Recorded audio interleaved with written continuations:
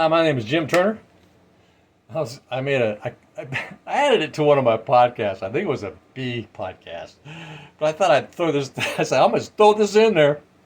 And so what I did was I started some sweet peas the other day, 2 days ago, something like that. Maybe yesterday. I don't remember. No, that's 2 days ago.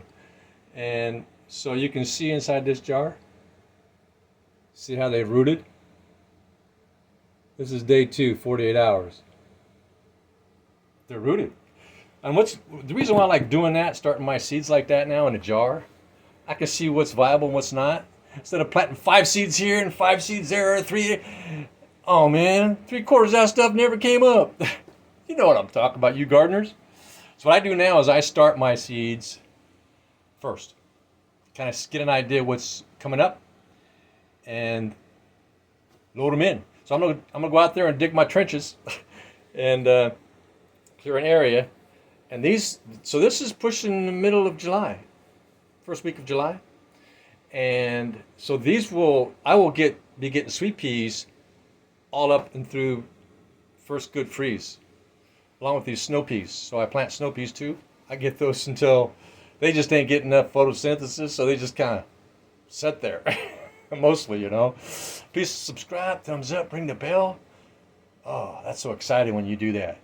And so I'll take you out there and show you what I'm about to do here, digging those trenches and how I'm going to plant them and the spacing and all that. I got a whole bunch of them that are in my driveway along a strip in between my strawberries, and they're fading out. They start to turn brown, you know, like, okay, those things are on their way out. And then I plant a new batch for my late fall and early winter pickings. All right, let's go take a look how I'm going to bury these things alive. So what I'm going to keep that sun at bay. So what I'm going to do here is I am going to plant these sweet peas all along this trench right there. So I'm going to dig an area and all this whole length here. So I'm going to take out these big, well, I'll probably leave the spinach seeds. So these are kale seeds. This is all spinach seeds. Just letting the spinach go to seed. The bees loved them. They flowered up, and yeah, I let the kale and lots of stuff go to seed this year because of my bees. It's the first time I've ever done that, let things go to seed.